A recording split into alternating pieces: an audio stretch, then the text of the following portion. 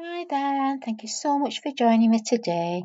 You're listening to the Women's Health Hub podcast, so a very warm welcome to the channel. So just a little bit about me. I'm your host. My name is Claire Parry and I'm a registered nutritionist and a women's holistic health therapist. I'm also a massive advocate for supporting and empowering women on their journey to better health holistically. I've created this channel to give women access to information about our body, our mind and our spirit because they are so intrinsically linked. Through my profession, I often refer to other healthcare providers. So by inviting these beautiful souls onto the channel with their own expert knowledge, you will hopefully gain a new perspective. So grab yourself a brew and without further ado, let's dive in. And all the details on each of the experts on this series will be in the notes below. So this is my first podcast of the Ask the Expert series, so please bear with me. I'm a bit of a novice, it's all new to me this, so if you can hear any rustling or any noise, I do apologise in advance. Yeah, so today we've got the lovely Jeanette. So I did actually ask Jeanette if she had 3 fun facts about her, but she said she couldn't just think of any. But I actually think, Jeanette, I just think you're really funny and you make me laugh. And I think you've got such a little quirky side about you. I really do. Thank you. I think we've got a lot of the same things that we are interested in. And Jeanette's just been showing me on Instagram. It's really cute. These little, little frogs and things this lady makes. And I don't even know what they're called. I'm just going to have a look now because we've just been looking at it on Instagram. Oh, is it someone Crawford?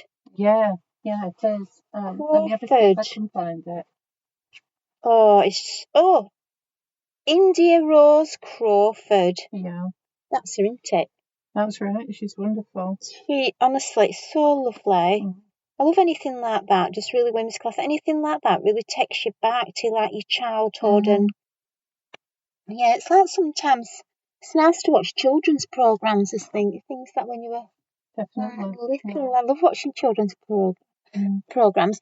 So the first thing I asked you, Jeanette, was if you had any fun facts about you, and I know you said that you struggle finding anything, but I know a couple of fun facts straight away about you.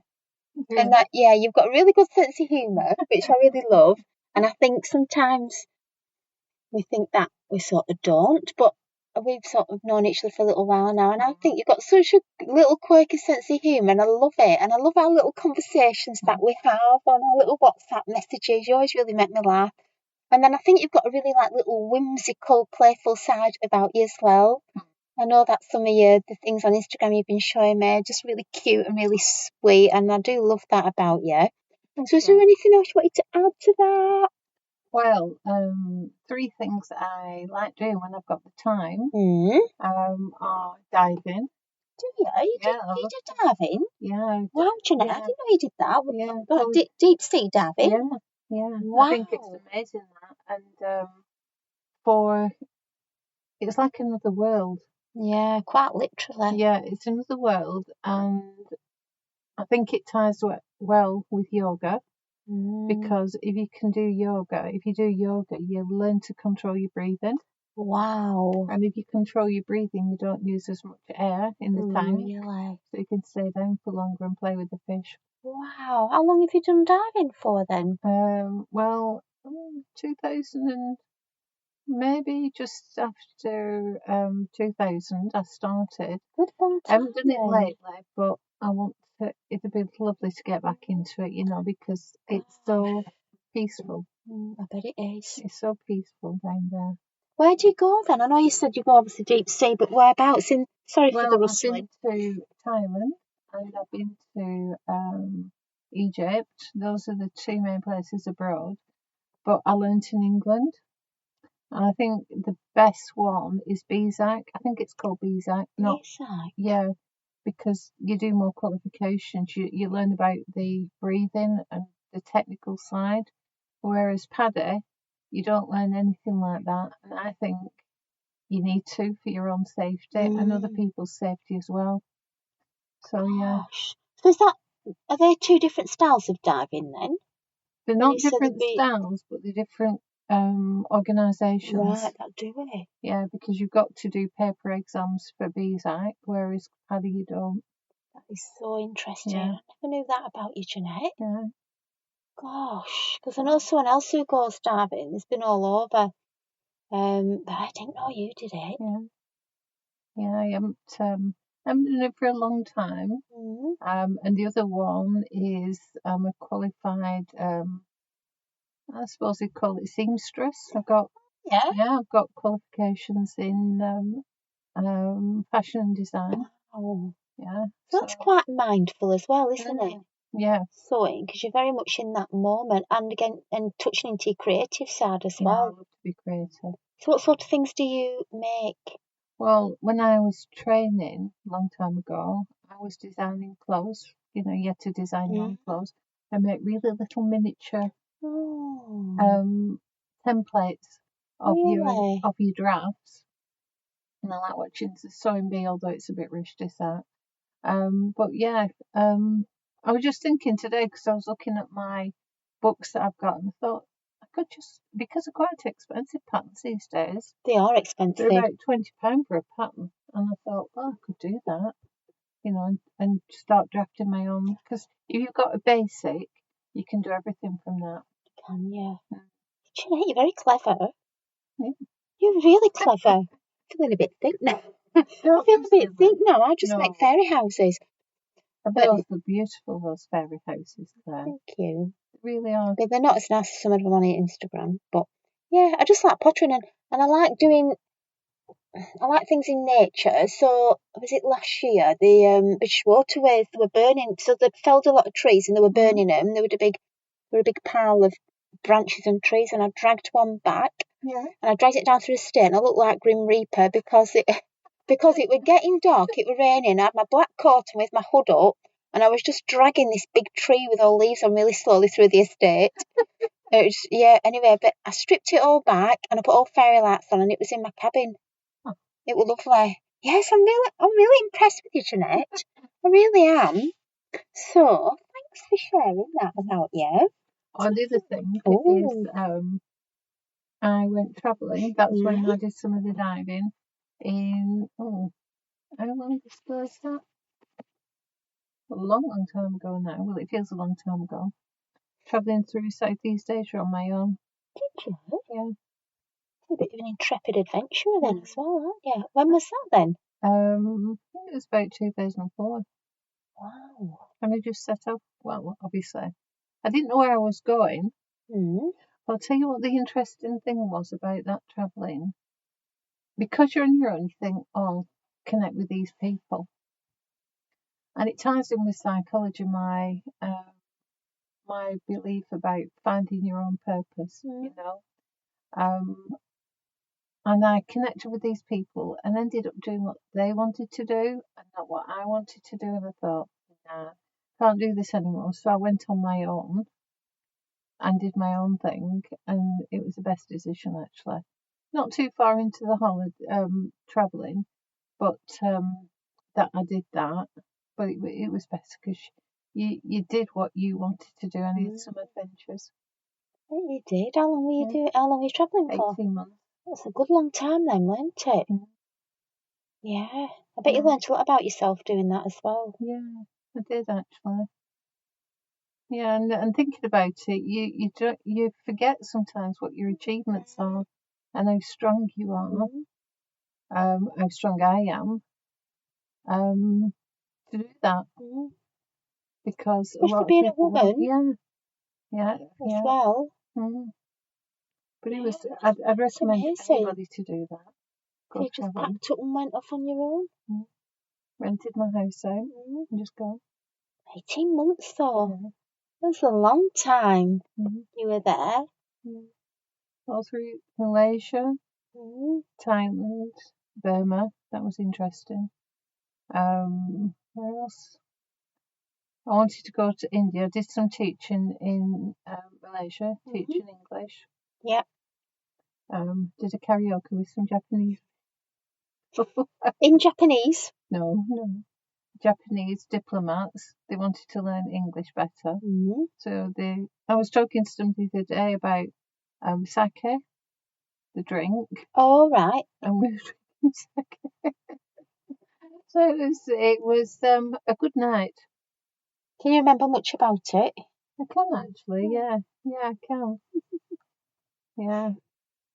You've had some really interesting experiences then, haven't you? Yeah. To do more of them, Claire. Yeah, that's the key, isn't it? Not thinking that you're ever past doing them. Mm. I think we've always got to be learning and evolving and having adventures. Exactly, and I was impressed by that lady the other day at 102 that did that skydive. Wow, I've not heard about her. Yeah, she did a skydive. Apparently she's done them before, but 102 to do a skydive, I thought. That's a good age, isn't it? Yep. Good on her. Yeah, I thought we need to do good something on her. like that. I love it when people do things like that. Yeah. Push the boundaries. So, Jeanette, can you tell me what is a psychologist? Well, I'm a counselling psychologist. Yeah. And we come from primarily a place where you don't, not judge, that's not the right word. You don't diagnose, so to speak. You're aware of things, of diagnosis, but you treat the whole person. It's quite a holistic approach then. It's a holistic approach, and you look at the person themselves. Yeah. We don't recommend, or we can't prescribe. I think it's trying to come in prescribing medication. But a psychologist doesn't prescribe medication usually. Okay. They treat the person and they look at underlying causes. You know, somebody might come in and say, well, this is what I'm feeling like. And they always say, well, what do you feel like right now? What that's brought you to see me? Because more often than not, it's what we call the presenting past. So the past is presenting itself now. So they might have had, say, a relationship, and something within that relationship doesn't sit well with them. A common one is people doing people. Have you heard of people pleasing? They people please a lot. Yeah. Sometimes they don't even know that they're doing it because it's an automatic and it's a learned behaviour basically. But they get tired of it, and they can start to resent it. Even though the person might not be asking them to do that, they might feel it's their role to do that because they might have seen it, it might have been modelled to them. And so when they come to see me, they might feel resentful, frustrated, sad, trapped, and not good enough because the partner might not be doing as much as they could. So it's an imbalanced relationship. Definitely. But it might not be the partner's fault. No. It might be that they've started that pattern and it's carried on. It could be anything. But ultimately they might feel about themselves, well, I'm not loved, I'm not lovable, or I'm not good enough unless I do these things. And if you trace that back in their life, they might have been bullied at school, they might have had family experiences that resonated with them that they're not good enough. So we heal, and when you talk about that past event, that early memory, more often than not, it's still upsetting them. So we heal that, bring it up to date, so to speak, and then the more resilient in the present and the more confident, and they start to feel good about themselves. That's amazing. So it's great that you can get in and work with people to uncover that root cause. Yeah. So really it's a form of functional medicine that you're doing. Yeah.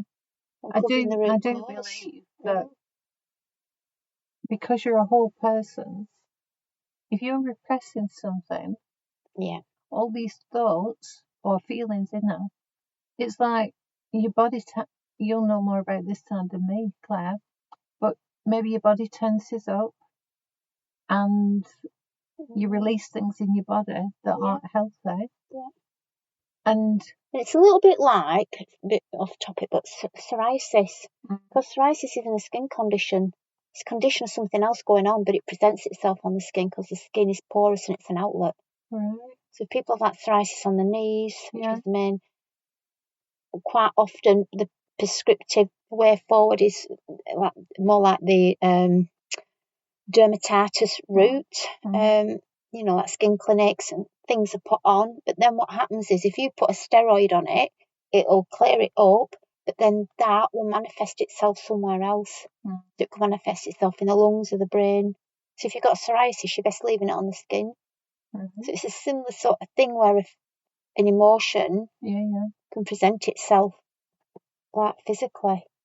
It's absolutely fascinating how the body tries to discharge something that it doesn't want and like need. Purging it. Yeah.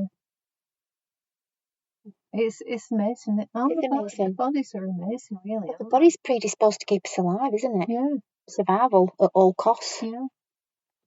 It's incredible. Well, that's amazing, Claire. Yeah. But yeah, that's, and I always check, not particularly with women. I see more women. I'd like to see more men because men repress their feelings, I believe.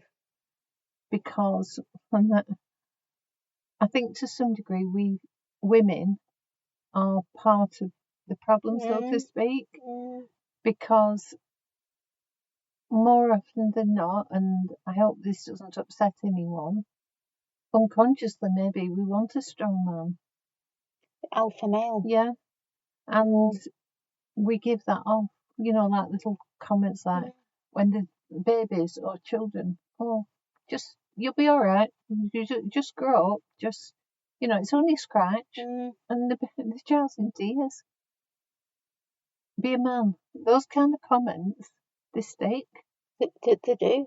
They do stick. Yeah, and it's not just from parents or caregivers, it's from society. You know, society contributes to it as well. And so therefore, they believe that they have to repress their emotions.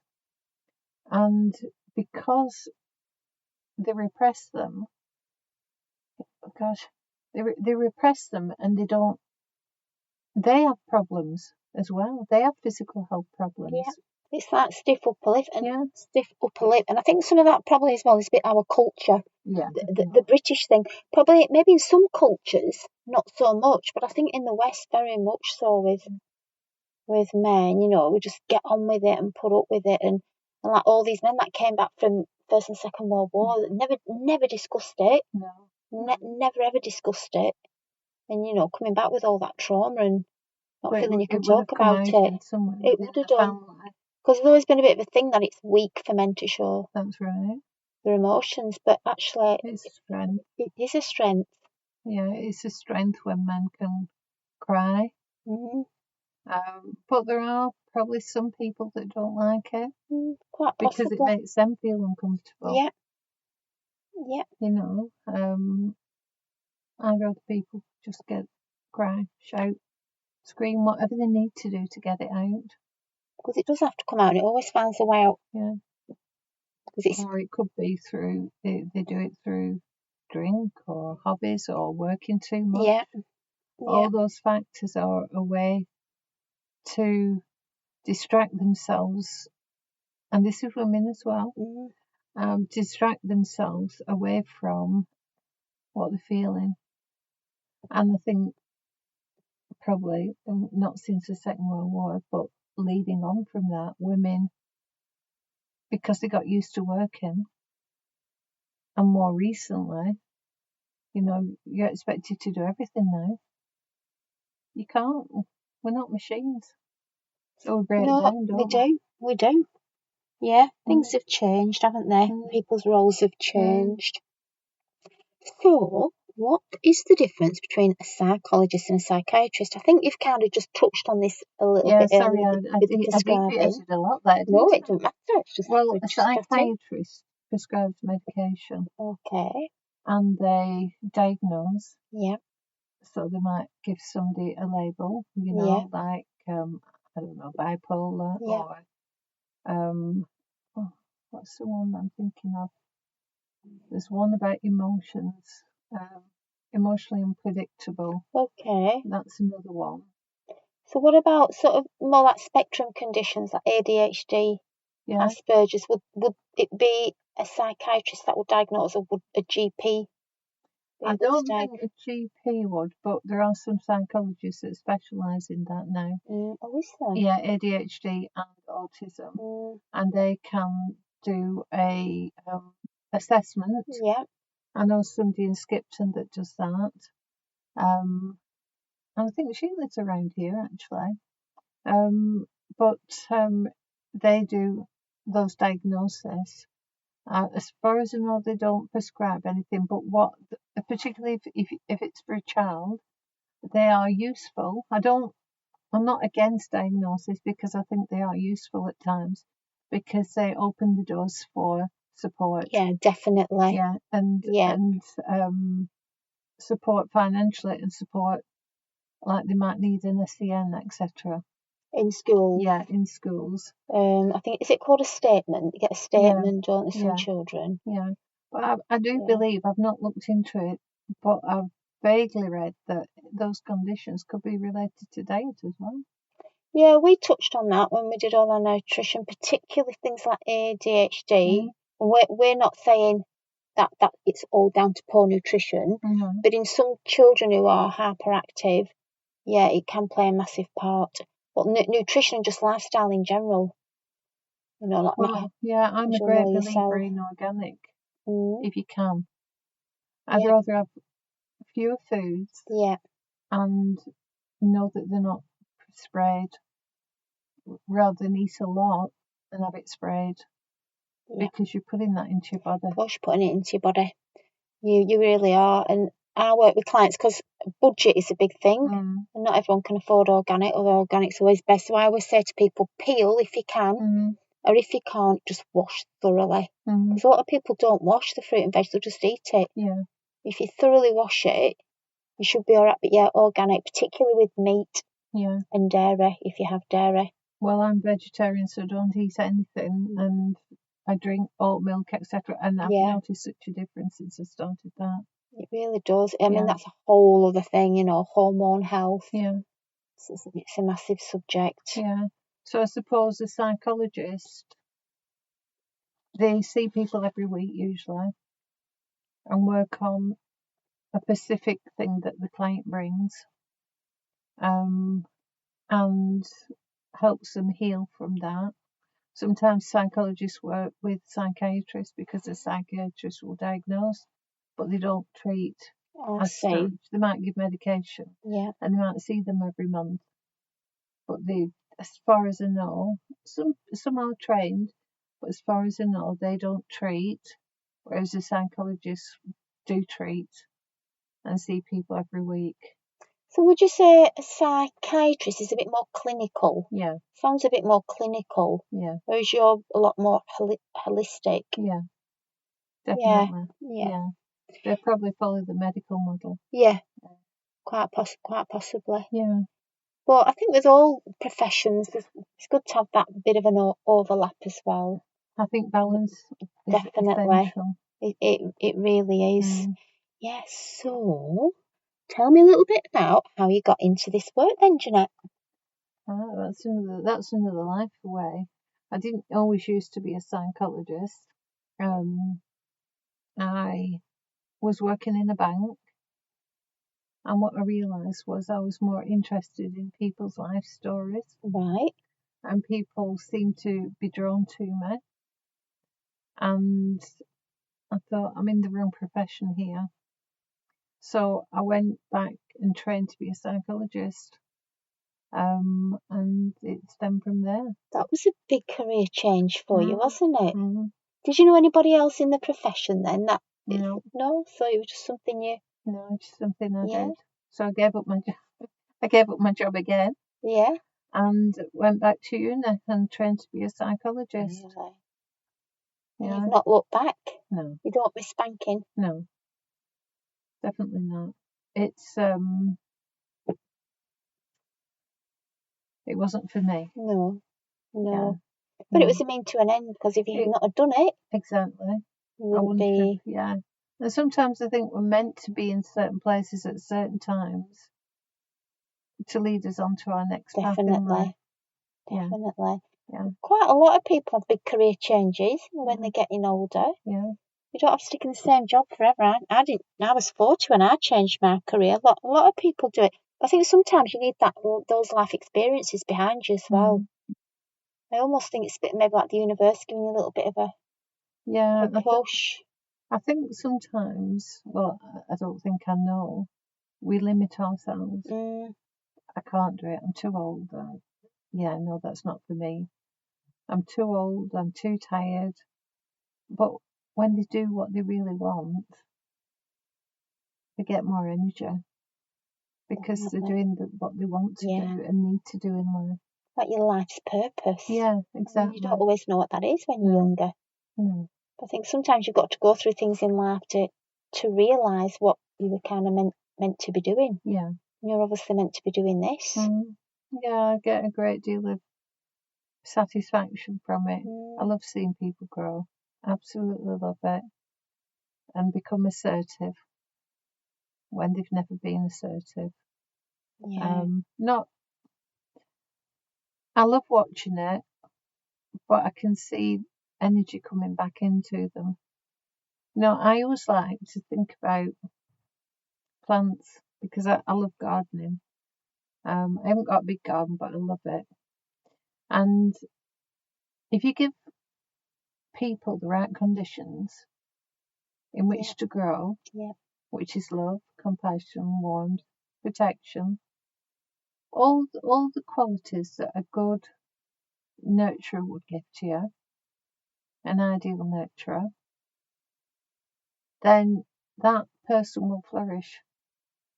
But if they grow, which some people do, in poor soil, it's impossible to reach the full potential. Of course it is. But they might have one person in their life that stands out for them, that has given them something, like a teacher or something like that. And that can be a protective factor for the poor soil. But I see, probably similar to your career, Claire, is if I can provide those qualities in therapy, then it's like I'm giving them new soil to grow into. Yeah, that's really nice analogy, that. Yeah, and they can hopefully grow into the people that they're meant to be. Some struggle. They do struggle because they're not used to it. So they might resist it. It feels unfamiliar to them. So it's patience, taking your time, working at their pace, etc.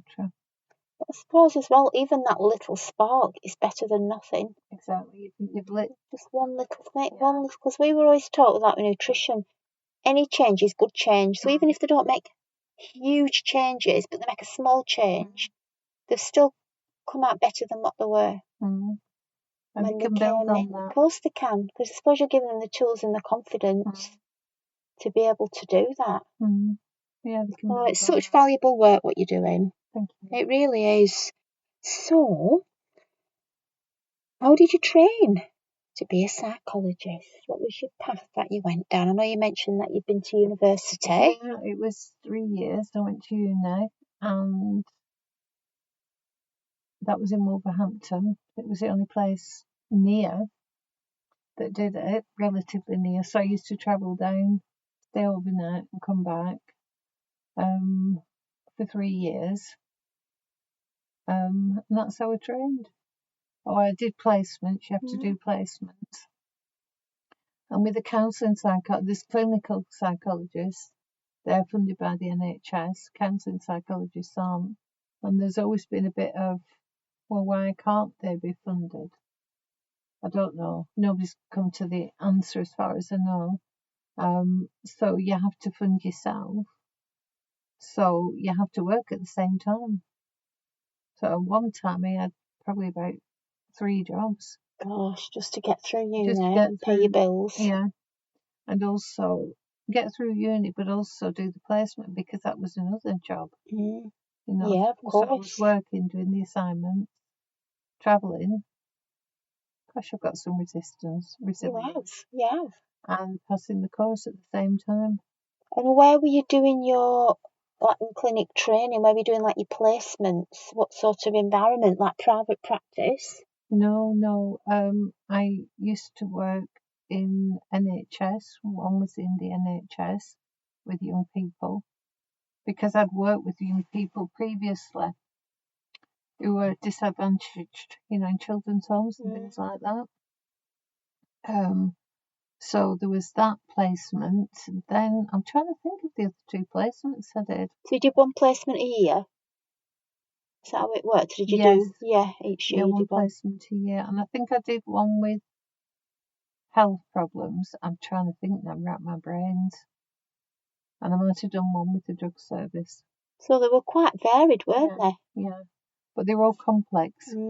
I bet. They were all complex clients, but I think it's a good grounding, you know, working with complexity. But at the end of the day, Claire, what everybody needs is good conditions to grow in, and love, and that's what they needed, and to feel valued and connected.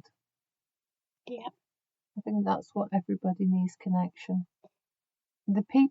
Some of the people that I see, they say, well, I had all the material things, but I didn't have emotional warmth. I think that get that connection emotionally, and that is crucial. It really is. There's such a thing as emotion. I'm sure it's not done intentionally, but emotional neglect. But then it's like, you don't know then what they've been through. Exactly. It could be like this cycle, couldn't it? It is. It just passes on. Yeah, because if you imagine somebody being born during the war years, say the First World War, very tough time, then it was a luxury to have emotions. You just had to get on, because it wasn't the same as it is now. And then they had children, so they didn't know how to show emotions. No. And then the Second World War comes along, and you had to get on with stuff as well. It was more about survival. So they, as you said before, they never talked about the war years. And so they never learnt about emotions, not like we do today. And even today, it's a struggle for people. So it's a learnt response. You can't give what you haven't learnt. So it's not about blaming parents or caregivers or society for that matter. It's about understanding. And sometimes when you've been in a private school, it's kind of frowned on to have emotions, because I believe that they're raising people to be leaders, so to speak. And you can't. It's very hard to be a leader and let your emotions get in the way. But to be honest, they're probably the best leaders. Probably. We've had all empaths running the world. Probably get a lot more done. So what's the next one? How do you write? So my next question is, who do you help, and do you specialise in a specific area? Okay, I help working aged adults. Yeah. From, let's say, about 25 upwards, who struggle in relationships, be that at home with the family of origin, or in intimate relationships, or social relationships, or workplace relationships. Because you don't think of all them relationships, do you? No. Like workplace. When you think of relationships, you think of like your family and maybe like a partner. Yeah. Boyfriend, girlfriend, husband. Yeah, you don't think of like other relationships you have, do you? Like your other connections. Workplace is a big thing. And usually what drives it, what they come to me with, is low self-esteem. And my website is, as you know, soon to be called the Self Worth Psychologist. Yes. That's what I've been referring you to That's already. Okay. That's okay. I just need to get it finished. So I want people to recognise that they have got worth. So I specialise in that, and it ties in with what I've said about the presenting past. And I use an approach called the EMDR. Right. EMDR? Yeah. The eye. Yeah. Eye movement desensitisation reprocessing. Yes. And we all do it in our sleep. It's called REM sleep. Yes. But we do it during therapy. And it is like magic, because an hour ago they'd had a belief of, I don't have worth. And an hour later, they've got a belief, you know what, I do have worth. In just an hour, you can turn it around. Yeah. Wow. Obviously, everybody's different. Yeah. And they'll change. They'll bring the memories up to date at their pace. But yeah, sometimes it's half an hour. That's unbelievable how effective it is what you're doing. So is that like sometimes, I'll be conscious now talking to you, but and like you're thinking, sometimes when I'm trying to recall something, I look up to the top left. Is that a similar sort of thing where emotions sit in certain places? So like sometimes when you're thinking, like you look up to the left if you're recalling something, or when you're feeling sad, sometimes you look down to the floor. Is that a similar with the... No, I don't think so, but I think... like emotions are moved through? Yeah. You probably sound like you know more about that than me, Claire. I'll have to have a look at that. But I suppose when we're depressed, we do look down because we're not happy, are we? So we're not going to feel low, don't we? Yeah. And when we're thinking, it's like we're trying to grab something out of the air, isn't it? Yeah. Things like that. But even depression has a purpose. But depression's a dip, though, isn't it? Yeah. A dip. It's normal to feel like this given the circumstances. Yeah. And I think normalisation of feelings is important. But yeah, depression has a purpose. And sometimes I do believe that we can learn depression. Say, for example, if you are brought up in a house where people are depressed, it might be frowned upon to be happy. Yeah, maybe. So you learn to shut your emotions down. Yeah. Yeah, so it could become a learnt behaviour then. Or emotions aren't accepted. So, for example, anger. And it doesn't mean, it's normal for children to be angry and frustrated because they're testing the boundaries, aren't they? But if it's shut down in some way by a look, a disapproving look, or shouted at you, telling you, don't you dare behave like that, things like that, the child then learns to hide their emotions. Or if parents don't avoid conflict, I'm not saying intentionally have conflict, but conflict's healthy. It is healthy, but where does that kind of lie with boundaries, though? Because I'm sure we've all done it. We've had a naughty little child and we've told them off. But it's difficult, isn't it? Because then you're trying to set boundaries, but then you're trying to allow them to express themselves as well, aren't you? Yes, isn't it balance? It's a balance, isn't it?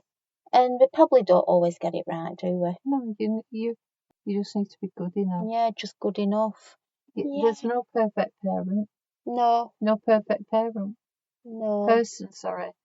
Because sometimes I think we're here to learn. No, there's no perfect. But people trying to be perfect. So, what aspects of your job fulfill you the most, and what are the most challenging? I suppose the most... I'm tempted to say the end, where I can see them grow and flourish. Yes. But sometimes there'll be difficult moments in therapy. Yep. But if we can openly discuss it, then we can learn from it. Say, for example, a person that's never been, always felt she had to be perfect, or them need to be perfect, then they'll present that in therapy as well. I need to be perfect in therapy. I need to get everything right in therapy. Otherwise, Jeanette's not going to think I'm good enough. Oh, Jeanette. So, if that person, when they get to know me better and the conditions, say the little seedling started to grow and develop, and if they can turn around to me and say, you know what, Jeanette, I don't agree with what you just said, I think, yes, we're on the right lines here. Yeah, brilliant. We're going in the right direction. Yeah. Because that person has learned to challenge me and to say, I don't agree with you. And they've not been overly concerned about how I perceive them. And then what that does, it gives them the confidence, or a little bit of confidence, to go out into the world and do it there. Brilliant. So therapy room's like a testing ground, like a lab. That's a good way to explain it. Yeah. Yeah, it's a testing ground for, I can do this outside now. For the big wide world. Yeah. Yeah.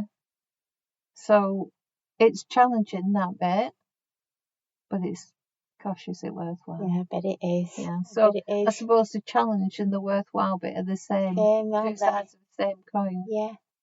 Get through the challenge to get to the worthwhile bit. Yeah. And probably for them as well, for your clients. Oh, yeah. They say the same. That was really challenging, but it was so worth it because I've got a lot more confidence now. And some people say to me, I like coming here because I can just say what I can just say. You do, Jeanette. Yeah. Oh, I think I'd like to come and just sit there for an hour and talk to you. So, how does your line of work link in with other aspects of health, such as spiritual? Like sometimes people have maybe like a set belief, have a certain faith or a spiritual belief. Do you find that might come up? Might things be maybe challenged if someone has a particular faith or a spiritual practice or a spiritual belief? Have you ever found? I've not found it so overtly. No. But I have found sometimes, not always, but their religion impacts on them, or can impact on their belief system might impact on their health. Yeah. So get that. Some religions have certain practices that are quite rigid, and they need to say things over and over again. And there is some theory that OCD is linked to that. Really? Yeah, because they're doing it over and over again, so they have to do it a certain amount of times. I've not gone into it to great depth. That's interesting, because I've actually invited a lady who specialises in OCD that'd be to do a podcast. Yeah. So that'll be an interesting. I'll put that on as one of my questions then. Yeah, that'll be interesting. So like things are quite sort of regimented and inflexible. All right, I see. Yeah, and I suppose as I'm thinking when you mentioned the word regimented, the armed forces and things like that, all those have an impact on the person. Yeah, I never thought about anything like that. Yeah. Yeah, of course. Because all through the life, everything would have been laid out. Things you're going to wear, the places you're going to be. People struggle when they come out of the armed forces. I bet they do. Again, I've worked with the armed forces, and this really struggle because there is a theory that, particularly the lower ranks, I suppose, they go in to find something unconsciously, and they become part of a family in the armed forces. Just going to pause it 1 minute. They become part of like an organisation. Yeah, it's the family. Yeah, it is. And when they come out of that, they've lost the family basically. Yeah. And Yeah. they might not have. They're almost a little bit removed from society. Yeah. Because they've got their own doctors, their own policing, or everything they need medically is within that environment. Yeah, and then it's coming back into society, isn't it? Yeah, and potentially because they're so rigid and they've had to follow orders, they take that on board, and then it comes out in the family. Gosh, yeah. So the family children sometimes are expected to follow orders. Gosh, don't these things follow down? Yeah. It's not just that, it's sometimes people have said to me, well, I'm married to this guy or woman and they're a director of the company, but I feel more like their employee because they treat me like their employee. And I don't think they're probably aware of what they're doing. They're just that mindset is so much part of them. I've heard that with teachers before when they're at school and they're talking to little kids all day. Yeah. Just come home and carry on talking to your family like the little kids. I suppose you're used to doing it, aren't you? Yeah. It's just the environment you're in. Yeah. So I was just going to ask, what advice would you give to someone who is maybe considering becoming a psychologist? If someone was maybe interested in the profession, any little nuggets of advice? I speak to people in the profession, both in NHS settings and private. Yeah. And look at different courses. Yeah, that's a good idea. Yeah, because definitely. Different courses have different remits, and they need to follow their own true path. What they want. Yeah. Yeah, that's good. And think why they want to become a psychologist. Because it's a big subject to study, and it's a commitment at 3 years. Yeah.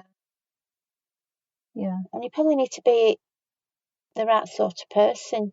Someone who's possibly a good listener, quite empathetic. I always get them two mixed up. Yeah, it's the same thing, Claire. Is it? Oh, good. Yeah. I always get them two mixed up. I was going to ask you, I actually thought of this one and I put it on quite last minute. Your services, what is the pathway to having an appointment with you? I know you have private practice. Is there a referral pathway? Can someone get referred through the GP or through another healthcare provider? How would people find you? Right. I believe, I'm not sure, GPs can't refer to private psychologists. They've got to refer to the NHS, but I'm not sure. Okay. If they wanted to see someone like myself who's purely private, they would contact me either via email or telephone. I've got a telephone as well. And I offer a 30-minute free consultation. Okay. And during that time, we don't go too deep because they might decide I'm not the best person for them or I don't have what they need. So we don't go deep diving. We stay at the surface as to what is it right now that's disturbing you and what would you like to get from therapy, and this is how I can help you. Okay. So to get a good grounding on, I get a good grounding on what they want, what their goals are, what presenting it is, and then I talk about how I can help. And I always review therapy every 6 weeks or so, if they're in that long, just to make sure we're on track. Yeah. Because, say, for example, you're going to see a counsellor, depending upon their approach, a counsellor wouldn't be as, I suppose, goal-orientated as I am, as the clients are, because they follow the client wherever they need to go. I see. But I have a clear goal. And that's one of the things that people like about psychologists, because some people have been to counselling before and they said that one thing that was frustrating is, yes, I was listened to and yes, I got a lot of things off my chest, but then what? Whereas I They do that with me, but they have a goal of what they want to do. Yeah. So we steer the ship towards that goal. Yeah. And if it goes off course, we can check it out during that 6-week review. Yeah, and then bring it back on the course. Yeah, I get that. I can understand people like that approach. Yeah. But then maybe some other people as well with the counselling like the fact that it's a continual thing. Yeah. Yeah. Yeah, there's different horses for courses, I suppose. Definitely. The other thing I do is recommend audible books or reading material or practices to go and do. Like we do a practice called the Calm Place. Yeah. Where people can choose their own calm place and practice using it. But probably some people see it as meditation, but it's not. It's just going to this calm place. And we practice it during the session, so they've got a good grounding of it, and then they go away and practice it. Who was it who had, oh gosh, I'm a Celebrity, Get Me Out of Here? That northern guy, I can't remember his name, and his place was Burnley Football Club. Happy Place. I know Happy Place, Burnley Football Club. I know. I can't remember who it were now. It was all along the placards, wasn't it, for a long time? And is it called Jordan? Yes. I forgot. It was the BBC Radio. Yeah. Radio 1. That's right. I can't remember his last it was. I can see him, but that was his Happy Place, Burnley Football Club. So I was just going to finish off by asking if you could possibly leave us with some easy and quick little self-care tips that we can take away from today. I could do the Calm Place. Oh, could you? Yeah. Okay. Would you like to do it? Yes, I would. Okay. Put the piece of paper down. You might just do a crinkle. Okay. Oh, brilliant. We've got 6 minutes left, Jeanette. Okay. We should be all right. So what I'd invite you to do, Claire, is just sit back.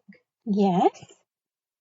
Put your hands on your lap and just close your eyes. And first of all, just notice how you breathe in. Try not to judge yourself during this exercise. And know that if you get any thoughts other than what we're talking about, that's perfectly normal. Just notice the thoughts. Don't try and push them away. Just notice them and bring yourself back to what we're doing. So take a slow breath up for 3. Very slow. Hold for 3. Release for 3. And rest for 3. Relax your jaw, your face. Relax your shoulders. Breathe up again for 3. Hold for 3. Release for 3. And rest for 3. Now, in your own time, Claire, just allow your mind to float to a place of calmness for you. And it's your place, no one else's, just for you. It might be somewhere in nature, a lake, the beach, a wood. Somewhere like that maybe, somewhere that makes you feel calm, not anything connected with any negative experience that you've had. And just give it a name, maybe 1 or 2 words in your mind's eye, so that you'll know that's your calm place. And whilst you're in the calm place, just step inside it and notice what you see, what you hear, what you sense, and what you touch, using all your senses as best you can. Maybe you notice more and more as you're looking. And just rest there for a few minutes in calmness, Claire. Just allowing your mind to take you deeper and deeper into your calm place.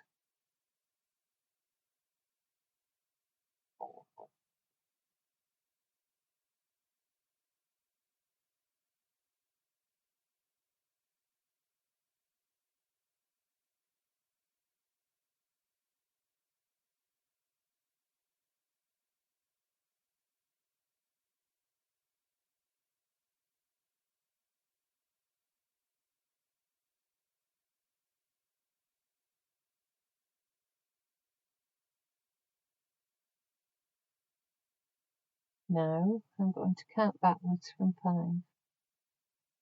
When I reach 1, slowly bring yourself back by opening your eyes. 5, 4, 3, 2, 1. Oh, thanks, Jeanette. You're very welcome. What I'd recommend, So nice. what I'd recommend is to practice that 3 times a day. Yep. Morning, lunchtime, and evening. And any other time that you feel not as grounded, maybe something's upset you, just take yourself to a calm place. That's so nice. That little escapism. Oh, thanks for sharing that, Jeanette. You're very welcome. That's lovely. I'm going to my calm place after tea. Because my calm place is the lane. Always walk up and down there. I love it. Yeah. And then I'll go doing that. So thank you, Jeanette. Thank you so much. So how would someone get hold of you if they needed to? Okay, so I can give you my email address. Yeah. At the moment, it's enquiries at JRF for Foxtrot. Yeah. So that's Juliet Romeo Foxtrot. Yep. Psychology.co.uk. Yes. Or, now I've got to try and remember my number. They can telephone me on 07789 Yep. 085 Yep. 410. Well, I'll put everything in the comments. Brilliant. And the information. But thanks so much for coming in. It's been an absolute really enjoyed pleasure. it. For the very first Ask the Expert, you've been the best Ask the Expert. Thank you, Jeanette. Thank you very much. So I just want to say a massive thank you to today's special guest. I really appreciate your time today, and I thoroughly enjoyed recording this podcast with you and having some amazing insights to your profession. And I also want to say a huge thank you to all my listeners for tuning in, and I look forward to seeing you in the next episode.